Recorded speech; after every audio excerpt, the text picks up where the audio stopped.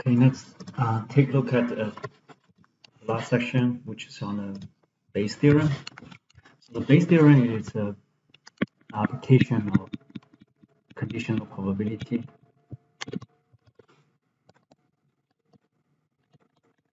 And it's a very special type of conditional probability.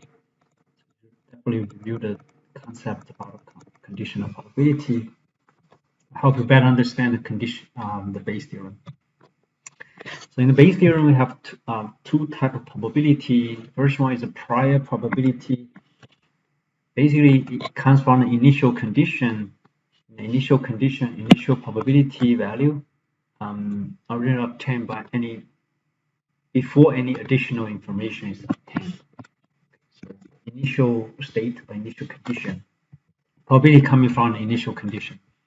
We also have a posterior probability, which is probability value that has been revised after obtaining new information or additional information. So it's like a revised probability after the additional information is provided.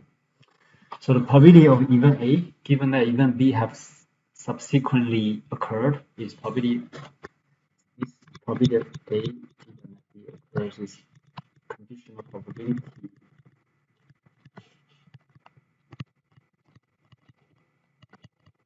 of event A given that event B occurs. That's the definition of conditional probability, and then probability of B over A. This is conditional probability that conditional probability of event B given that event A occurs.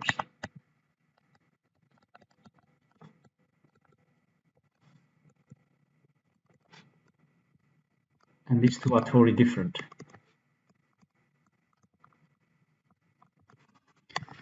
And we also have a probability of B given that A not occurring. So this is conditional probability of event B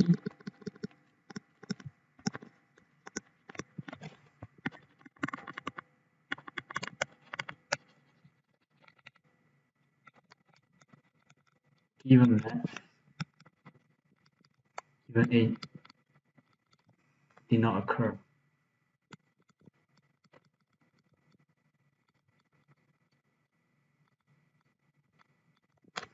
So A bar here indicates A did not occur. Okay, so the formula is probability of conditional probability of event A given that event B occurs equal to probability of event A times probability of event conditional probability of event B given that A occurs over probability of event A times probability of conditional probability of event B given that A not occurs plus probability of A not occurring multiplied by probability of conditional probability of event B given that A not occur. So that's basically how we interpret this. I know the formula looks slightly complicated, but I'm going to show you some intuitive understanding of this formula and then use it in real life scenarios.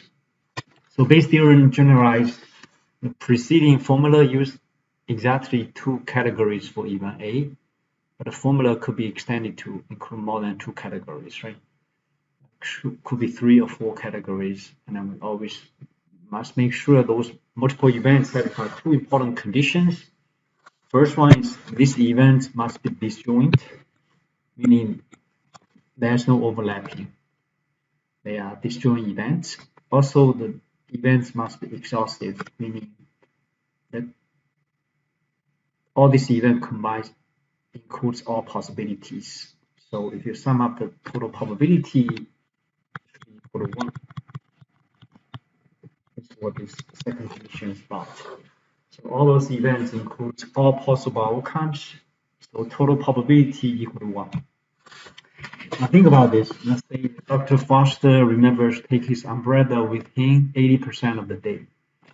So here we know that Dr. Foster remember his umbrella or forget his umbrella. So there are two categories here. Remember, second category, forget. Okay. And if remembers 80% and forget will be 20% because they're complement event of each other. He runs on 30% of the day when he remembers take his umbrella. He runs on 60% of the day when he forgets about his umbrella. And for the first part of the sentence indicates when he remembers taking his umbrella, it rains 30% of time, meaning it did not rain on 70% of the days. And when he forgets to take his umbrella, it rains on 60% of the days. That means 40% of the day it did not rain. So we can create a tree diagram. So this tree diagram is very useful in terms of understanding this. So we first of all we break down remember. If he remembers to bring his umbrella or forget to bring his umbrella, so 80% of the time he remembers, 20% of the time he forgets. And when he remembers take his umbrella, 30% of the time it rains, right? And it not rain. So 30% of days it rains, 70% of days it did not rain. Again, these two are complement events. And when he forgets to take his umbrella, it rains on 60% of the time. So on the other 40% of time did not rain.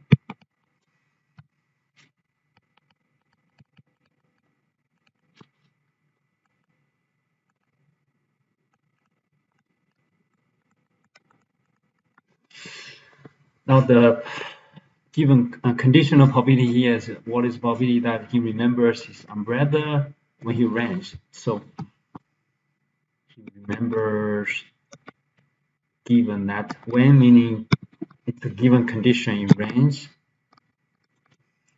given that he remembers.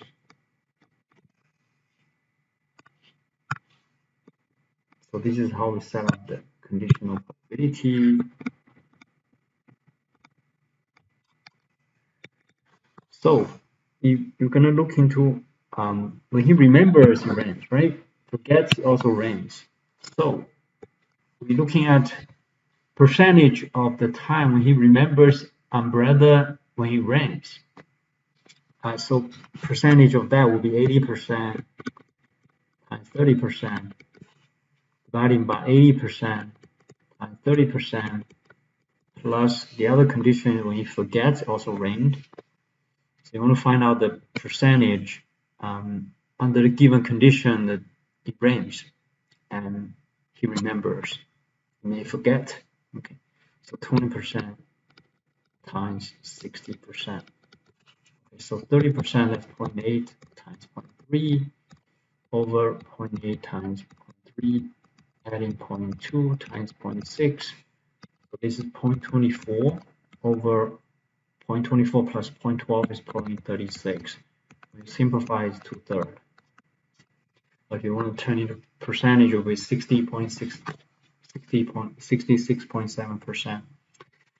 But yeah, so the basically you can also apply the formula, means same thing, right? You will get the same result.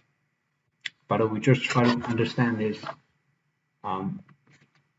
intuitively based on the given information here. Okay, so this is basically how we apply Bayes' theorem, solve the real world problems. Now, another example could be in a factory, machine X produces 60% of the daily output. Machine Y produces 40% of the daily output. Okay, so we have two machines, X and Y. 2% of machine X's output is defective. 1.5% of machine Y's output are defective. Okay. One day an item was infected at random and found to be defective. So this is the given condition. Given condition is the item they found is defective item. So we want to find out, we want to trace back, see which probability value was produced by machine X. Remember, both machine X and machine Y produces defective items with a certain probability. Now we just want to trace back to the machine X, and that's how we separate it. So this given condition, separate the applications of each machine. Okay. Okay, so let's, I'm going to put it into the, I'm going to show you the details solution here. Copy this, paste into the note.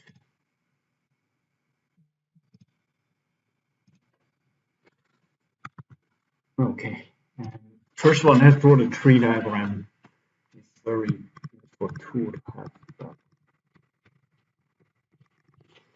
So we do have two machines, right? X or Y. And then machine X produces 60% of outputs, and machine Y produces 40% of outputs. Remember, machine X produces good outputs and then also the bad outputs, good and bad, defective, good and defective. So 2% of the outputs produced by machine X is defective. That means 98% of them are good items. Now for machine Y, only 1.5% of them are defective. The remaining of them must be good items. So 1.5%, and this is 98.5%. So we have all this information provided. Now the question is asking us what is probability that it's produced by machine X given that it's defective items. Defective item comes from two sources. First source is X produce defective or Y produce defective, but we only want to make sure it's percentage of machine X producing defective items. So if you look at conditional probability, that will be X times X given that it's defective. Okay, and the bottom will be using the probability of X times probability of X given that defective. And then the second one will be not X. Probability not X meaning probability of Y. Machine Y produce, so machine Y produces defective item.